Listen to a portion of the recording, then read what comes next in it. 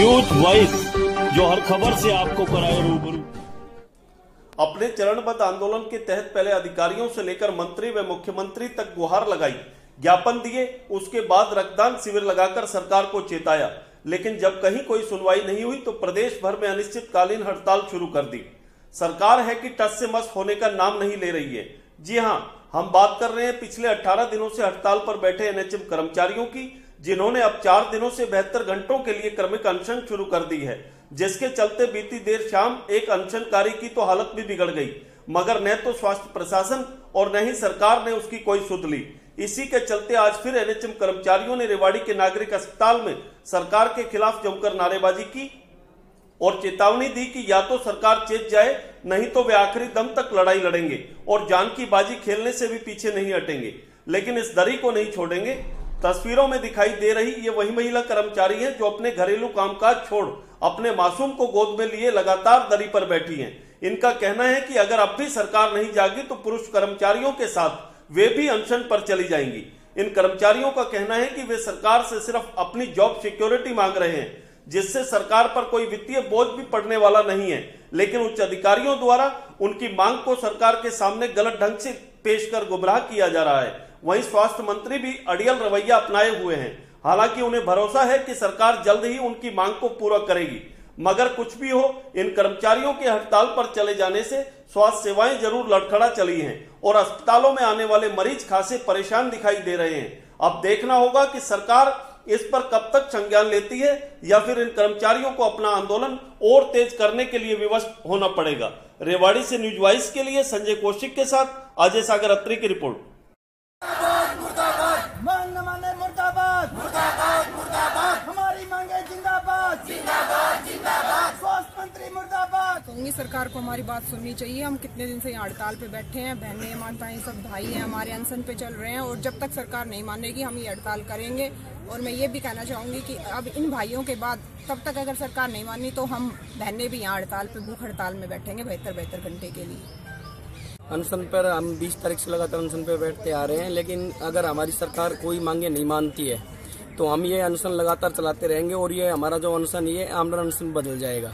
एक कर्मचारी की स्वास्थ्य भी कल खराब हुआ था, उसमें कर्मचारी का स्वास्थ्य खराब हो गया था, लेकिन अधिकारियों की ओर से मतलब उस कर्मचारी का कोई भी मतलब इलाज वगैरह नहीं किया गया और हम खुद ही उसको उठा के ट्रामा सेंटर में भर्ती करवाया था। अब क्या मांग करेंगे सरकार से? हमारी तो मांगे यही है कि जो हमारी सेवा सुरक्षा है वो लागू की जाए और हमारी मांगे जल्दी से जल्दी मानी जाए, हम जो काम पे लौट जाएं। सरकार तो आंखें बंद करके सोई हुई है। सरकार को ये दिखाई नहीं दे रहा 5 फरवरी से और आज 18 दिन हो गए हमारी हड़ताल लगातार जारी हुई है और हमारे भाइयों का लगातार स्वास्थ्य बिगड़ता जा रहा है। प्रशासन की ओर से, सीएमओ साहब की ओर से कोई भी सुध नहीं ले रहा है। हमारे भाई को हम खुद लेके जा रहे हैं, एनएचएम के खुद अधिकारी उनका ट्रीटमेंट कर रहे हैं, लेकिन सरकार एकदम सोई हुई है आंखें बंद करके। सरकार को आपके माध्यम से बताना चाहूंगी, या तो सरकार सचेत जाए, नहीं तो हमारे भाई और बहन अपनी जान की बाजी खेलने के लिए इस दरी को नहीं छोड़ेंगे और लगातार अनशन पे बैठे रहेंगे।